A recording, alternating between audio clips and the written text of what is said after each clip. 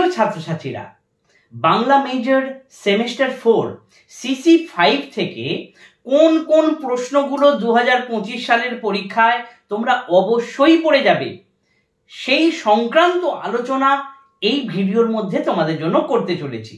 খাতাপত্র নিয়ে বসে পড়ো, তোমরা দেখে নাও কোন কোন প্রশ্নগুলো খুব গুরুত্বপূর্ণ। এবং তোমাদেরকে বলে রাখি, যদি তোমাদের প্রয়োজন হয়, তোমরা যদি সেমিস্টার 5 বা অন্যান্য কোনো সেমিস্টারে যদি তোমরা অনলাইন কিংবা অফলাইন পড়তে চাও, তাহলে অবশ্যই ডেসক্রিপশন বক্সে আমার হোয়াটসঅ্যাপ নম্বর দেওয়া রয়েছে, তোমরা যোগাযোগ করতে পারো। এখন দেখে নিই যে কোন কোন প্রশ্নগুলো এবছরের পরীক্ষায় অত্যন্ত গুরুত্বপূর্ণ। দেখো, মডিউল 1 বৈষ্ণব পদাবলী। এই বৈষ্ণব পদাবলী থেকে কিন্তু দুই রকমের প্রশ্ন আসবে, একটি পদ বিশ্লেষণ আসবে এবং একটি গঠনগত দিক থেকে প্রশ্ন আসবে। এইখানে 5টি প্রশ্ন তোমাদেরকে অবশ্যই দেখে যেতে হবে। এই 5টির মধ্যেও কোনগুলো খুব গুরুত্বপূর্ণ আমি 2-3টে বলতেই পারি। দেখো, মিল না মিললে তখন তুমি সমস্যায় পড়ে যাবে। এখন তুমি আমাকে বলবে যে স্যার কেন মিললো না, এতে কোনো সমস্যা নয়, কিন্তু তোমার তো পরীক্ষাটা খারাপ হয়ে যাবে। তাই একটু বেশি করে পড়ে যাও, তাহলে দেখবে তোমার একটা ভালো রেজাল্ট তুমি করতে পারবে। প্রথমত তোমাকে পড়ে যেতে হবে পূর্বরাগ কাকে বলে, পূর্বরাগের পর্যায়, এই পর্যায়ে তোমার পাঠ্য পদ অবলম্বনে আলোচনা করো, এই বিষয়টা পড়ে যেও। কিংবা এখানে বলতেই পারে যে পূর্বরাগ কাকে বলে, পূর্বরাগের প্রধান কবি কে বা শ্রেষ্ঠ কবি কে, এই পর্যায়ে তোমার পাঠ্য পদ অবলম্বনে আলোচনা করো, এই ধরনের প্রশ্ন আসতে পারে। এরপর দ্বিতীয় প্রশ্ন যেটা করে যাবে অভিসার। এখানেও সেম, অভিসার কাকে বলে, অভিসারের বিভিন্ন পর্যায়গুলি লেখো, খুব গুরুত্বপূর্ণ কিন্তু। অভিসারের বিভিন্ন পর্যায়গুলি লেখো, এই পর্যায়ের শ্রেষ্ঠ কবি কে, তোমার পাঠ্য অভিসার পর্যায়ের পদগুলি সম্পর্কে আলোচনা করো। কিংবা বলতেই পারে যে অভিসার পর্যায়ের শ্রেষ্ঠ কবির পদ সম্পর্কে আলোচনা করো। তোমাদের পাঠ্য যে দুটো পদ রয়েছে অভিসারের, সেই দুটো আলোচনা করে দিলেই হবে। এরপর আসি তৃতীয় প্রশ্ন, মাথুর। মাথুর কাকে বলে, বা এখানে বলতে পারে প্রবাস। প্রবাস এবং মাথুরের মধ্যে পার্থক্য কি, মাথুর কাকে বলে, মাথুর পর্যায়ের শ্রেষ্ঠ কবি কে, এই পর্যায়ের কবির কৃতিত্ব বা তোমার পাঠ্য পদ অবলম্বনে আলোচনা করো, এই প্রশ্নটা কিন্তু আসতে পারে। তাহলে এই 3টে প্রশ্ন তোমরা কোনোভাবেই ছেড়ে যাবে না। এর সাথে তোমাদেরকে যেটা পড়তে হবে বৈষ্ণবীয় পঞ্চরস, এইটা কিন্তু ভালো করে দেখে যাবে। এই 4টি প্রশ্ন তোমরা যদি ভালো করে দেখে যাও, তাহলে কিন্তু এখান থেকে কমন পাওয়ার সম্ভাবনা অত্যন্ত বেশি। তাহলে এই 4টি হলো। এরপর আসি পদ বিশ্লেষণ। পদ বিশ্লেষণের মধ্যে তোমাকে প্রথম করে যেতে হবে নিরদ নয়নে নির্ঘন সিঞ্চনে, লিখে রাখো খাতায়। যে স্যার বা ম্যাডামের কাছে তোমরা পড়ো, তার কাছ থেকে অবশ্যই তোমরা কিন্তু এই পদের বিশ্লেষণ লিখে নাও, এবং এই পদ থেকে যে সমস্ত শব্দগুলোর অর্থ, শব্দার্থ, এই শব্দার্থ কিন্তু তোমরা শর্ট কোশ্চেনেও পাবে। তাই শব্দার্থগুলো ভালো করে দেখে যাবে। তাহলে এই পদটা করছো। এরপরে এসো 3 নম্বর পদ, দাঁড়াইয়া নন্দের আগে গোপাল কান্দে অনুরাগে। এই পদটা থেকে বড় প্রশ্ন আসার সম্ভাবনা এবং 5 নম্বরের প্রশ্ন আসারও সম্ভাবনা রয়েছে। এরপর যেটা করে যাবে সেটা হচ্ছে কণ্টক গাড়ি কমল সম পদতল। ভালো করে যদি দেখো যে তুমি মাথুর পর্যায়ে যখন পড়ছো, তাহলে মাথুর পর্যায়ে তো তুমি অভিসার পর্যায়ে যখন তুমি পড়ছো, এই অভিসার পর্যায়ে এখানে তো তুমি কণ্টক গাড়ি, মঞ্জির বাহির, কঠিন কপাট, এগুলো তো পেয়ে যাচ্ছ। তাহলে ওখান থেকে তোমার কিন্তু 5 নম্বরের প্রশ্নেরও একটা সমস্যা ক্লিয়ার হয়ে যাচ্ছে।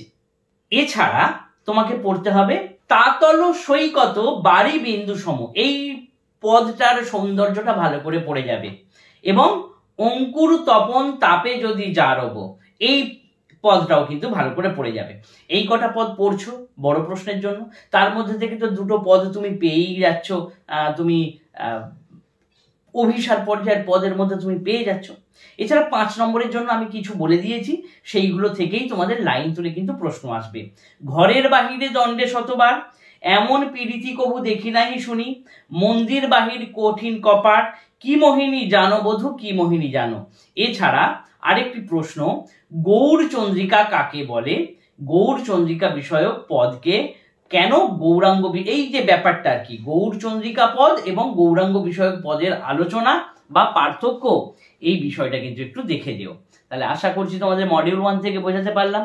এরপর এসো মডিউল 2, চণ্ডীমঙ্গল কাব্য। চণ্ডীমঙ্গল কাব্যে তোমাকে 4টে চরিত্র অবশ্যই করে যেতে হবে। সেটা হচ্ছে ফুল্লরা চরিত্র, এবারে ফুল্লরা চরিত্রের কথাটা আমি পরে বলছি, কালকেতু চরিত্র, ভাঁড়ু দত্ত চরিত্র এবং তার সঙ্গে মুরারিশীল চরিত্র। এই 4টে চরিত্র করে গেলে তোমরা এখান থেকে কমন পেয়ে যাবে। কিন্তু ফুল্লরা চরিত্রের ক্ষেত্রে কিন্তু একটু খটোমটো প্রশ্ন দিয়ে দেয়। তোমাকে নর্মালি বলে দিতেই পারে যে ফুল্লরা চরিত্রের মধ্যে যে মানবিকতা বা মানবিক বোধের জাগরণ হয়েছে আলোচনা করো বা প্রদর্শন করো, এরকম ভাবে বলতেই পারে। আবার এটাও বলতে পারে ফুল্লরা চরিত্রের সঙ্গে ফুল্লরার 12 মাসটা কিন্তু অ্যাড করে দিতে পারে, তাই 12 মাসটা একটুখানি ভালো করে দেখে যেও। তাহলে ফুল্লরার 12 মাসটা, কালকেতুটা সবার লাস্টে রেখো, ভাঁড়ু দত্ত এবং মুরারিশীল। এই ভাঁড়ু দত্ত এবং মুরারিশীল চরিত্রটা এমনই চরিত্র, যদি বড় প্রশ্ন না পাও তাহলে অবশ্যই তুমি 5-এ কিন্তু পেয়ে যাবে, দুটোর মধ্যে যে কোনো একটা। বেশিরভাগ 5-এ আসার সম্ভাবনা মুরারিশীল চরিত্রটা।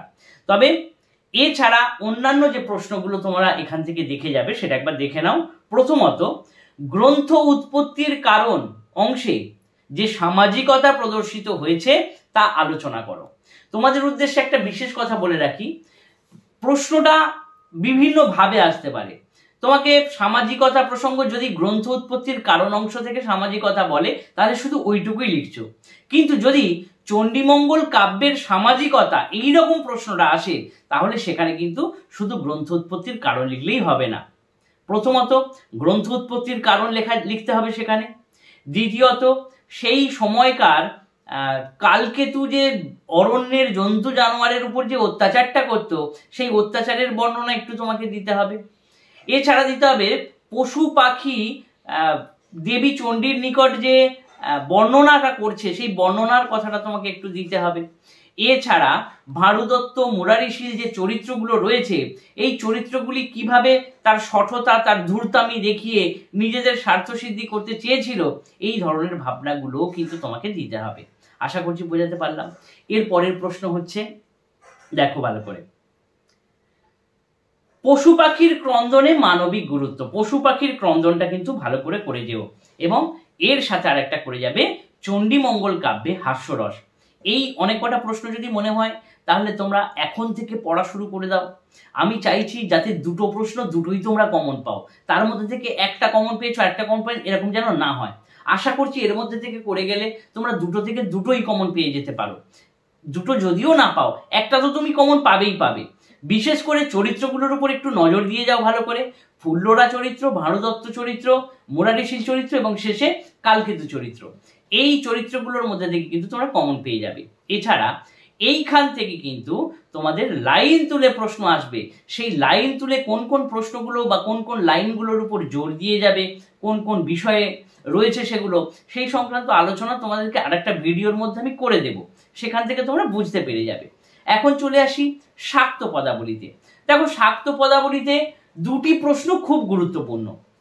একটি হচ্ছে ভক্তের আকুতি পর্যায়ে কবি রামপ্রসাদ সেনের কৃতিত্ব, এবং 2 নম্বর প্রশ্ন হচ্ছে সেটা আগমনী বিজয়া পর্বে কবি কমলাকান্তের কৃতিত্ব আলোচনা করো। এই দুটো প্রশ্ন একদমই ছেড়ে যাবে না, এই দুটো তোমাকে করে যেতেই হবে।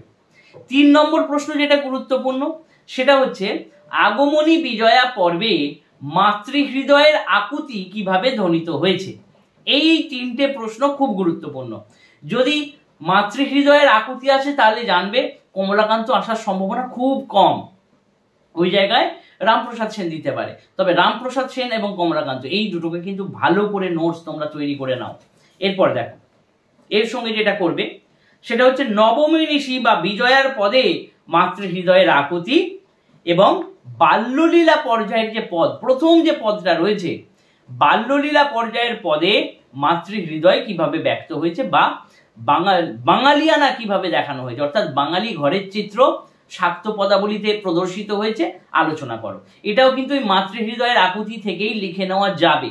এবং বাকি যে প্রশ্নগুলো রয়েছে সেই প্রশ্নগুলোতে তোমরা লাইন তুলে প্রশ্ন পাবে। এখানে পদগুলোর মধ্যে যে দুটি ভাগ রয়েছে, একটা ভাগ হচ্ছে আগমনী বিজয়া আর আরেকটি ভাগ রয়েছে ভক্তের আকুতি পর্যায়। দুটো পার্টের মধ্যে যে কোনো একটা পার্ট তোমরা ভালো করে করে যাও। তোমরা 9 ভক্তের আকুতি পর্যায়ের পদগুলো ভালো করে করো বড় মানে 5 নম্বরের প্রশ্নের জন্য, আর 9 করো তোমরা আগমনী বিজয়া পর্বের পদগুলো ভালো করে পড়ো। এখানে তাহলে তোমরা কিন্তু কমন পেয়ে যাবে 5 নম্বরে। তবে সবগুলোর মধ্যে খাপছাড়া করতে যেও না, তাহলে কিন্তু সমস্যায় পড়ে যাবে। যে কোনো একটা পার্ট ভালো করে পড়ে নাও, কারণ তোমাদের নম্বর যদি কম হয় তাহলে তোমরা বুঝতেই পারছো যে তোমরা গ্র্যাজুয়েশন করছো, একটু মন দিয়ে করো কাজটা, দেখবে একটা সুন্দর নম্বর তোমরা করতে পারবে। আশা করছি বোঝাতে পারলাম। পরবর্তী পরীক্ষাগুলোর আমি অবশ্যই খুব তাড়াতাড়ি দিয়ে দেবো সাজেশনটা। ধন্যবাদ।